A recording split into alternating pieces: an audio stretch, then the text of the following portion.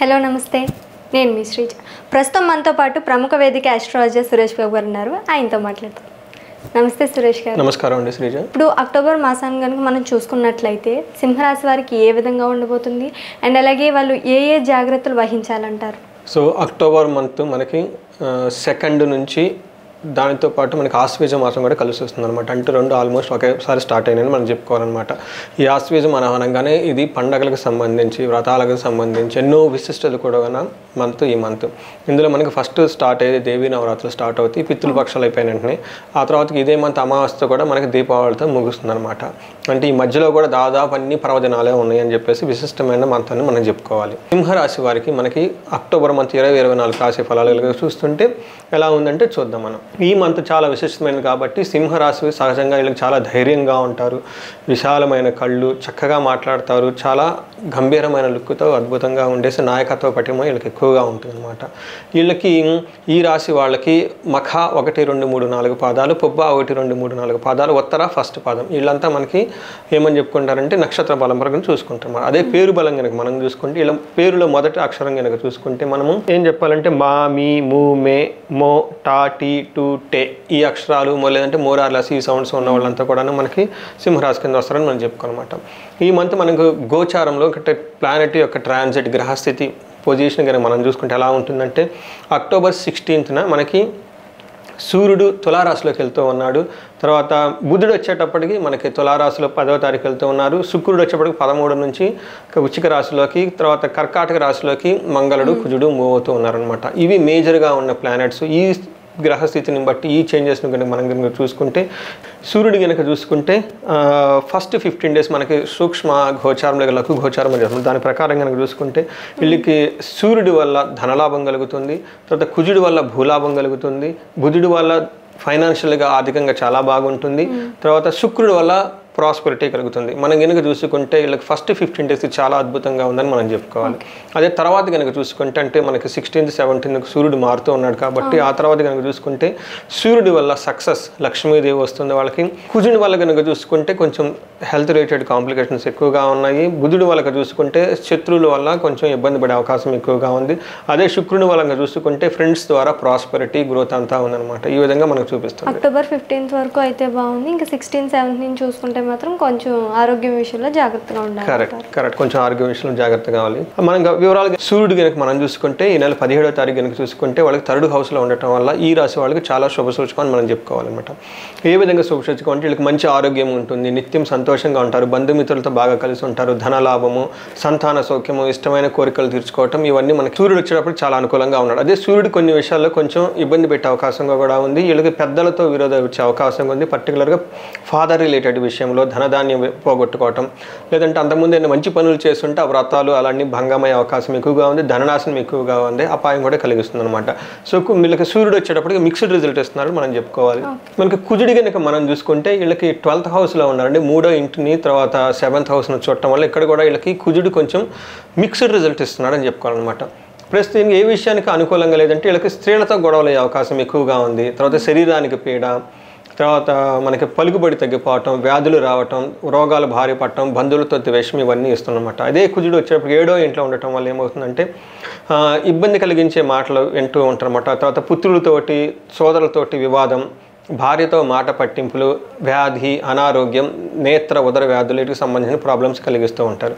అయితే ఇదే కుజుడు వీళ్ళకి 3rd హౌస్లో దృష్టి ఉండటంతో కూడాను మంచి ఆరోగ్యము, ధనలాభము, కోరుకొని పొందటం, సుఖము, వస్త్రలాభం, ధనలాభము, అధికార వృద్ధి, పేరు ప్రఖ్యాతులు, సంతానము, సుఖము, తర్వాత బంగారు వస్తువులు కొనే అవకాశం, ఇవన్నీ వాళ్ళకి కనిపిస్తూ ఉందన్నమాట. ఓవరాల్గా మనం చూసుకుంటే కుజుడు మిక్స్డ్ రిజల్ట్ ఇస్తున్నాడు. కొన్నిటి మంచి రిజల్ట్, కొన్ని అనుకూలమైన ప్రతికూలమైన రిజల్ట్స్ ఇస్తున్నారు మనం చెప్పుకోవాలన్నమాట.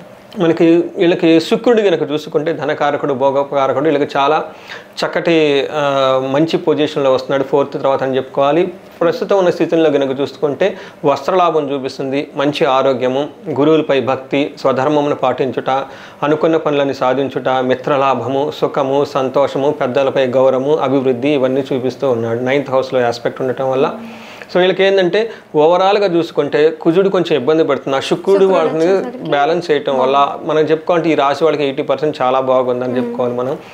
తర్వాత ఈ విధంగా మిత్రలాభము, గౌరవము, ఇవన్నీ చూపిస్తుంది. అయితే 4th హౌస్లో షిఫ్ట్ అవ్వటం వల్ల మనకి 13th తర్వాత వీళ్ళకి ఎలా ఉంటుందంటే బంధువులతో సన్మానం జరుగుతుంది, స్త్రీలతో ఆసక్తిగా మాట్లాడతారు, పుత్ర మిత్ర కళాత్ర బంధువులతో సంతోషంగా ఉండి ఇష్టాగోష్ఠులు విందులు వినోదాలతో చాలా చక్కగా ఉంటారు.